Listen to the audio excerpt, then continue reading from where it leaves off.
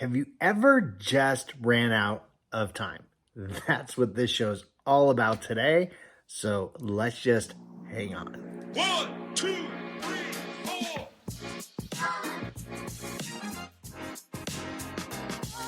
Welcome back to the New Path, New You podcast. My name is Ron Cool. And if you can see me, you'll know this is our very first video podcast that we're doing for this show.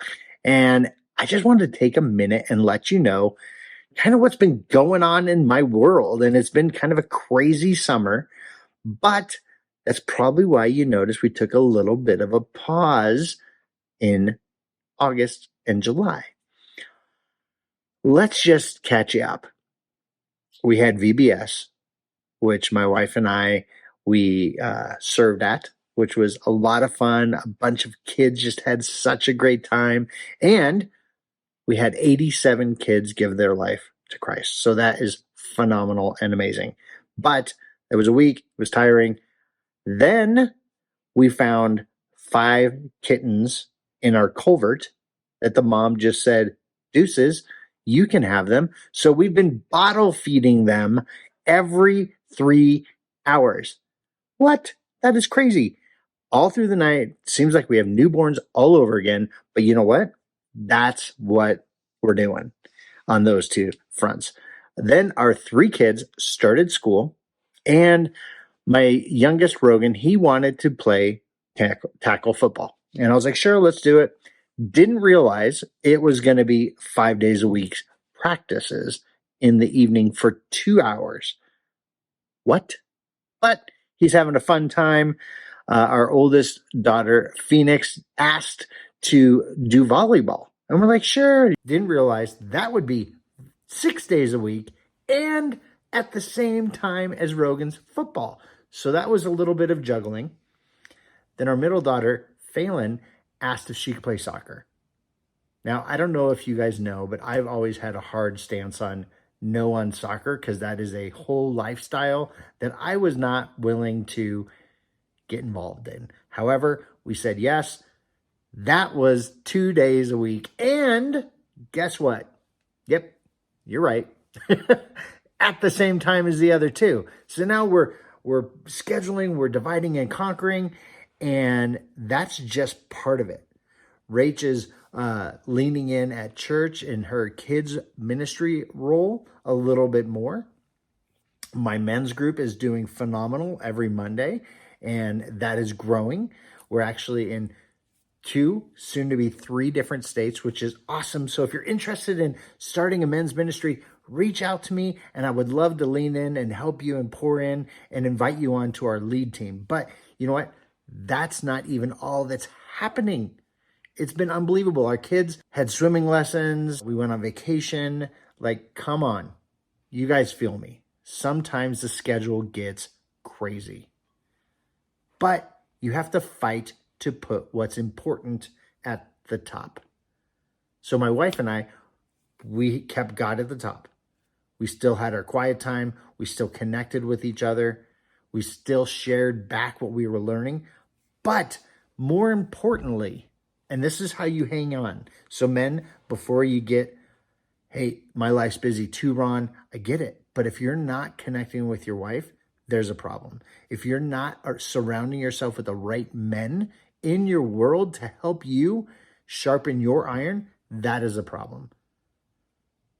We have kept our connection or our checkpoint, our marriage checkpoint, every single week. And it's been vital. So we can talk about who's going where, who's taking who where, who's picking up, who's feeding the kittens, who's doing whatever that needs to happen.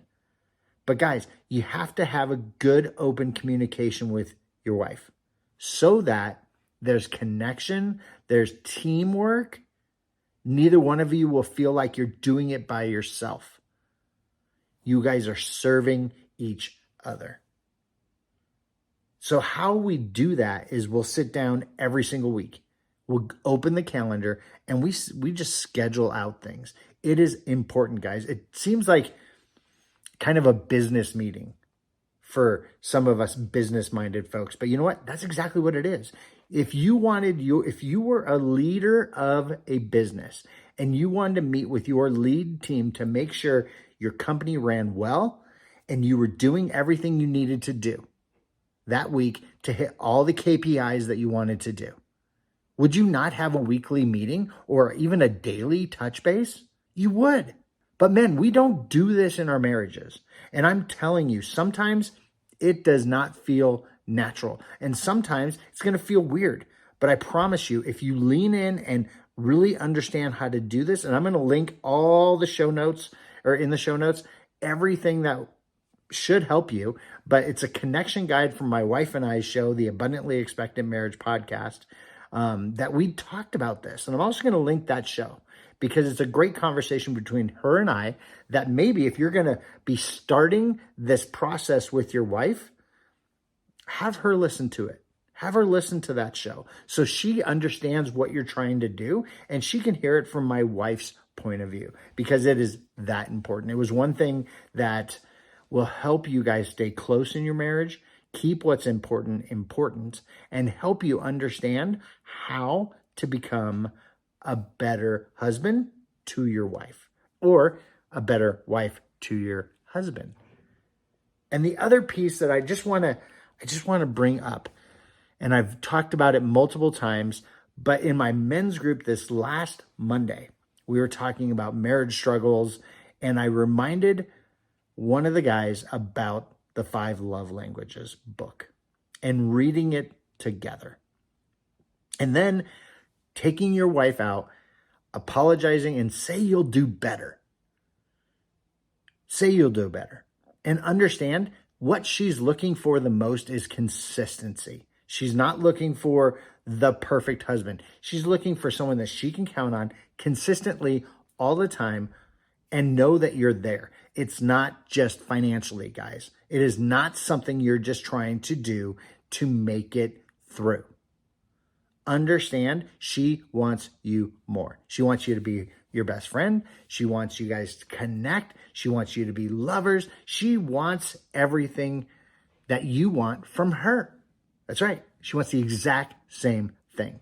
Among all the busyness, guys, it doesn't matter how busy you get. You have to lean in and change how you approach all of it. So think of this like this is a check-in with you and I. And I'm just having a little coaching conversation that you have to do better. You have to do better. You have to be a better father. You have to be a better husband.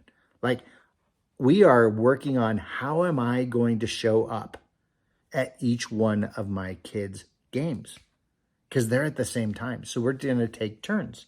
And what I've committed to do is I'll film them and then we have film review with each one of them. And my son, he had his first real scrimmage and I just filmed the whole shot and we talked about angles in tackling. We talked about where he went versus where he should have gone. And then I'm going to do that with my daughters as well. So it's one-on-one time. I'm involved in what they're trying to do. They know that I care because I'm helping them coach. I'm not going to miss stuff because I'm not too busy. You have to keep things in priority. So my priority was God. That was check. That stayed at number 1. Number 2 was my wife, my spouse. And guess what? She stayed right there, right under God. Number 3 was my kids. I leaned in and I was everywhere for my kids. And then number 4 was everything else. So if something has to fall off, men, you have to choose what the most important thing is to keep and what can you let slide. I chose this show needed to pause for a couple weeks so that I can focus where I needed to focus the most. And I hope you understand that, men. But guys, that's how you lead. You have to understand the most important thing stays the most important thing. And if something else is on fire, you have to drop the things that aren't as important off so you can work on the things that are important. And that's what being on the path is all about. And that is my Monday night men's group. It's the path. We're helping men do this all over the country, and we would love to invite you along for the ride. So head into the show notes, see if it's something that you'd be interested in. We'd love to have you in the community, and just lean in to become and commit to being better husbands and fathers and actually see significant change through what God has designed for your life. The enemy has tricked you to think everything is about being busy. Everything is about hustle. Everything is about let's get more. Guys, here's a spoiler alert. It's never enough. Ever, period, end of story. Think about your iPhone when you got that brand new. You were excited. And if you were like me, I bought it in August because it was my birthday, not realizing in October there was a brand new one. It was already old. And I already wanted the new one, even though mine was brand new. And you've done this with cars. The second you buy a car, they change the body style. So yours is instantly old and you are like, well, I have got to get a new one. At least that's how I thought. But that's how the world tricks you into wanting more. But frankly, the only thing you should want more is your relationship with God. Period. End of story. So if you aren't keeping that number one, that's where the problem is, man. That is not where I have to go get a coach and spend millions of dollars having them coach me to become better. I don't have to go to the gym and work out more. It is your time with the Lord that you need to fix. And then if your marriage is on fire, don't go to the bar to try to figure it out. Don't go to some other person to figure it out. Go to your wife, man up, and fix it. But it's going to take work for you to do it. I don't care how busy you are. I'm busy too. Keep things that are important, and keep the priority. It doesn't matter when it is. But guess what, guys? Just hang on. Hang on, because you know what? It's going to be over soon. And what I mean by that, your kids are going to grow. They're going to move out. And it's going to be you and your spouse. And if you haven't had a good relationship through the marriage, and now you're just you and her, what's going to happen? Yeah, I don't have to say it. You're not going to know each other. So make sure you're prioritizing your spouse as well. The best thing you can give your kids is a healthy marriage view. If you have daughters, they're looking to you for the man that they're going to marry. And guess what?